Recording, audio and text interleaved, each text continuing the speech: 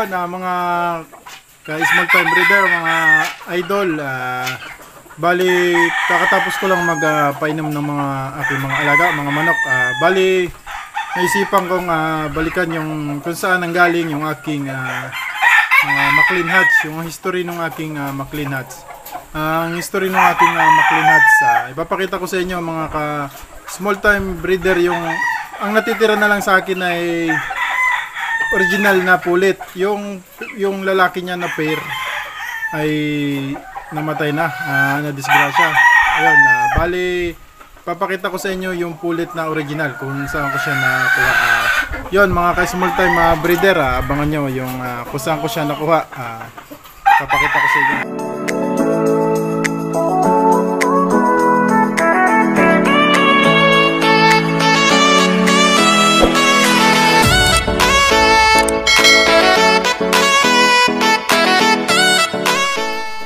Yon, mga idol, mga ka-small time breeder. Bali, ito yung aking original na hatch na McLean.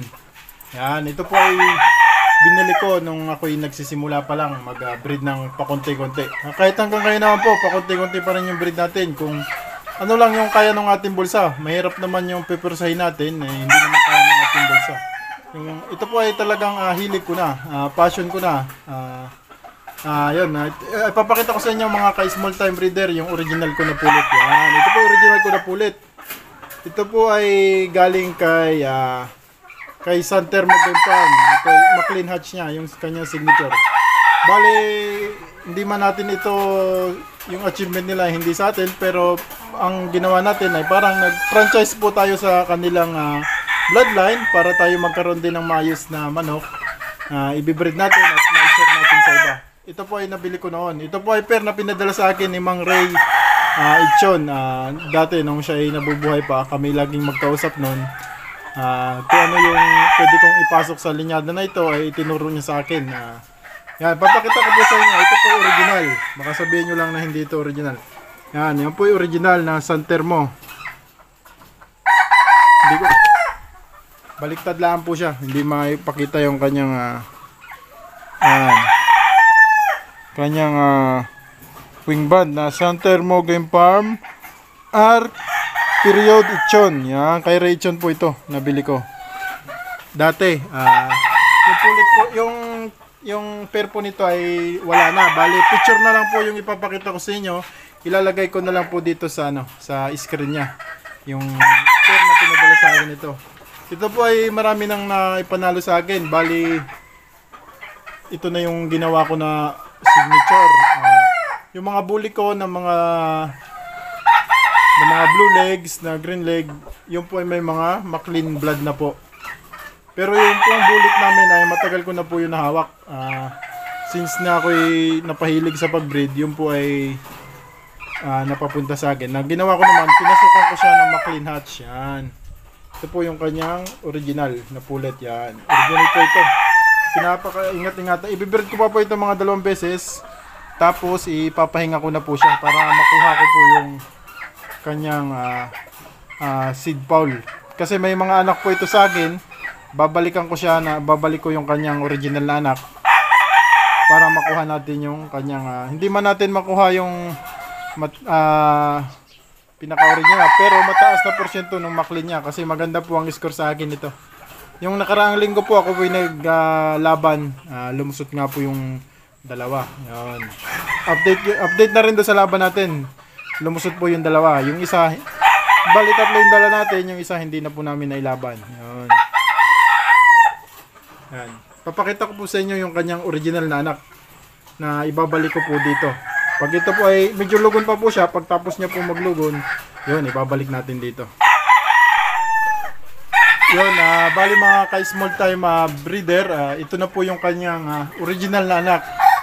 Yan, papakita ko po sa inyo. Ito po ay McLean Hatch. Yan. Maganda po ang sukat. Yan.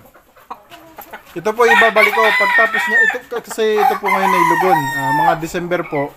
Ito po ay medyo matigas na yung balahibo niya. Kaya ang paghawak natin ay ingat na ingat tayo kasi ayaw ko pong masira yung kanyang balahibo.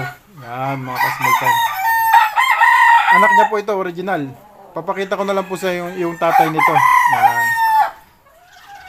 San Telmo, farm. Kay ma'am, ang namamahala na po ngayon ng kanilang farm ay si ma'am Carol Lechon. Yon.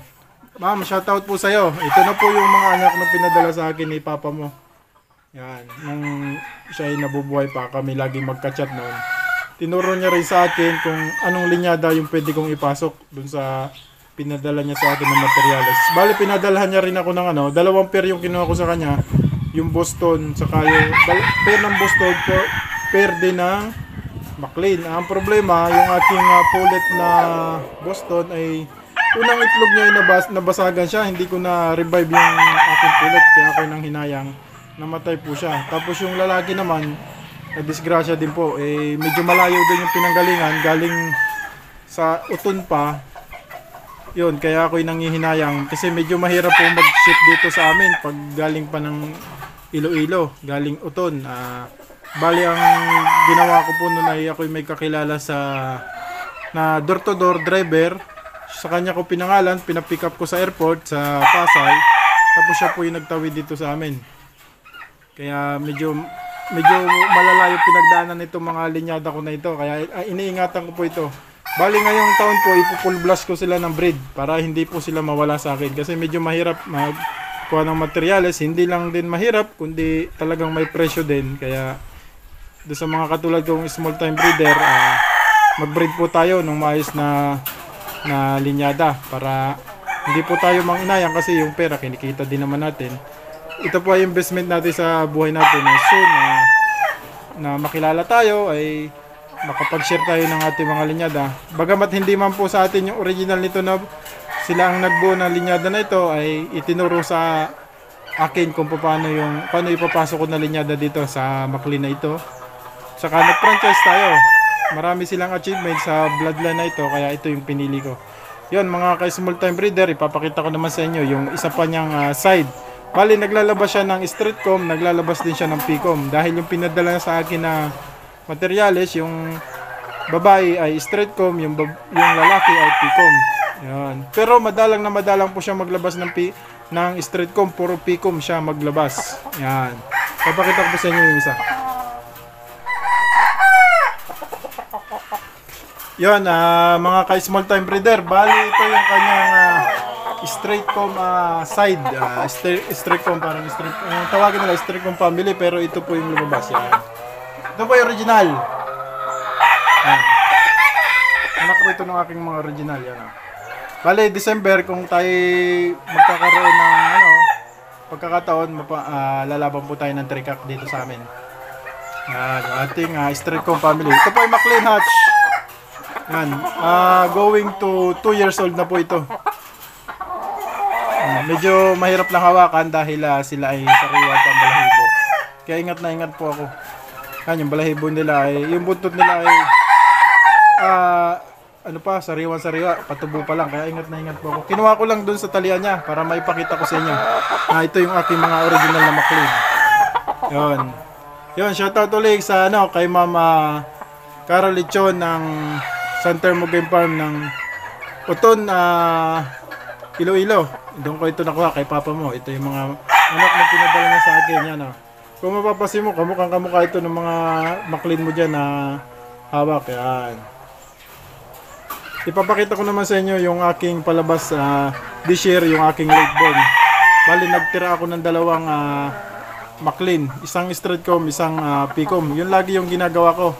Tapos may mga pulit ito na andun sa aking lagay ng pulit sa range.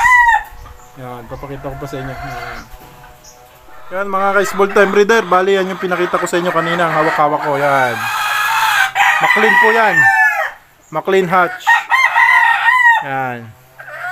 Yan lang po ang hawak ko na hatch. Wala po akong ibang hawak na hatch. Yan. Yung isa naman na yellow-legged hatch po yun, pero McLean din naman po siya, pero yellow legs po siya. Yan, yung original ko po. Bali, tinanggal ko lang yung kanyang tawag dito, leg band kasi nasisira po yung paa nila, kaya tinanggal ko. Yan, original po yan. Yan ay galing kay Sir Ray Ichon. Yan. Ito naman yung isang anak niya. Yan, P-comb.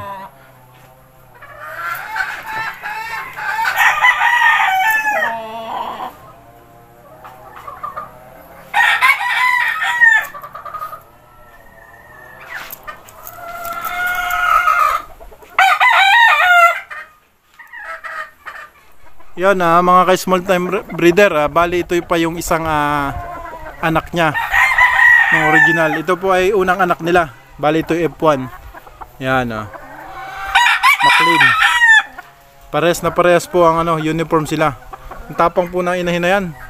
Bali pag nilagyan ko yan ng nung hinahardening ko diyan, pag talagang alam niyang kayang-kaya niya, talagang papaluin niya. Yan. Dito po yung isa. Yung kakatali ko lang, ipapakita ko po sa inyo. Ito po ay pikom. Talagang ako sadyang nagtitira ng pikom. Yan siya Yan mga ka-small time breeder, ito po yung aking palabas this year na McLean Hatch. Ito naman po ay talagang tinabi ko kasi ayaw ko pong mawala sa akin yung linyada na yon. Ay gagawin ko po itong brood stag sa susunod na breeding season. Ito po ay late born, banded po yan. Yan, yung kanyang McLean. Ayaw ko po itong mawala. Ito ay para sa akin na ito yung nagbigay sa akin ng maraming panalo. Kahit saan ko siya i-cross ko po sila sa aking mga sinibalang. Yung tawagin dito sa amin sinibalang, yung mga white ko. Nilagyan ko po sila nito ng ganitong linyada para mas gumanda yung istasyon nila, mas maganda yung kanilang balikat. Mas gusto ko po sa stag saka doon sa mga nilalabas na gagamitin na pulit ay malalaki yung balikat. Kasi namamana po yun para sa akin hindi ko po sinabi na sa lahat. Pero para sa akin namamana po nung anak na lalaki doon sa babae yung kanyang yung mga balikat niya. Yan Yan. Ito po ay mga 2 months pa ito ay manlalaban na. Makikita ko na yung sparring nito. Kung ito pa naman po ay hindi pa final. Kung ito ipapasa sa akin sa sparring ay ito yung itutuloy ko. Kasi dalawa silang tinira ko. Isang ito nga Picom, may isang street com. Ipapakita ko sa inyo yung isang street com. Yan. Maganda pong manok ito. Yan mga ka-small time breeder. Bali ito ay magkapatid. Talagang siya ay naglalabas ng street com. Ito naman po yung kanyang street com. Yan. Medyo maila pa po. Ito po ay kinuha ko lang doon sa aking kulungan. Ito po hinuli ko kagabi dahil tumatalon doon sa aking range sa ibabaw doon sa lagayan ko ng mga cockerels. Kaya ako'y nanghihinayang baka kainin ng predator, ng bayawak, sawa. Marami pong sawa dito. Bali nakailang huli na ako sumasabit doon sa aming lambat. Ang ginawa ko doon sa aking lambat po ay green na lambat, tapos sa labas nilagyan ko ng white na lambat, yung panghuli ng isda. Yon mga ka-small time breeder, ito yon Bali kung alin yung papasa sa akin sa sparring sa dalawa na ito ay gagawin kong brood stag. Ito po ay late born, banded din po ito. Yan. Medyo mailap lang po kaya hindi natin mahawakan ng ayos. Yun mga ka-small time breeder, yun yung aking mga McLean Hatch. Ako po ay maliit na breeder lang, pero pumili po ako ng alam kong mapapakinabangan ko, at pumili din po ako ng trusted na breeder na sinabi niya sa akin na pag nakakuha ka ng linyada na to, magiging matibay yung iyong mga linyada. Yun mga ka-small time breeder, dadako naman tayo doon sa mga magpapa-shoutout sa akin. Isa-isahin ko po kayo. Yun mga ka-small time breeder, ito yung aking history ng aking mga hatch, yung aking mga McLean hatch. Yun mga ka-small time breeder. Yun mga ka-small time breeder, bali yun nga yung history ng aking hatch dito, yung aking McLean hatch na kung tawagin ko dito sa akin ay San Termo McLean hatch. Yun. Bali isa-shout doon sa mga nagpapa-shoutout, shoutout kay Batang Farmer Amigo. Yun sir, shoutout sa iyo. Maraming salamat sa pag-subscribe mo sa ating channel.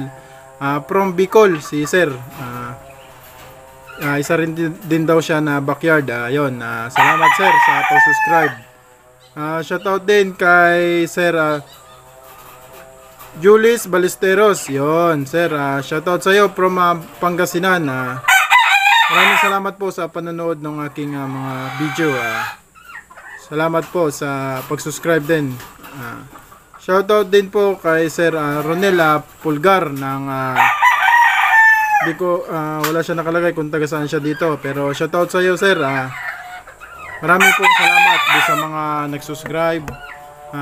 Abangan po ninyo pag tayo ay halimbawa ay maka 5,000 na subscriber, ay ako po ay magpapa pre-raffle ng aking fullet, either na yung aking Beatles White na tinatawag, o yung aking McLean Hatch na pullet, or yung Yellow Legged Hatch na pullet. Mamimili po ako sa tatlo na yon. Kapag tayo naka 5,000 subscriber, ay magpaparapol po ako ng isa. Tapos pag tayo naka 10,000, magpaparapol po ako ng dalawa. Yon mga ka-small time breeder, maraming salamat po sa inyong pagsubaybay sa aking munting YouTube channel. Ako po ay nagpapasalamat ng lubos sa inyo, at abang-abangan nyo pa po yung aking mga susunod na video. At yun lamang po, at stay safe po, at God bless sa lahat.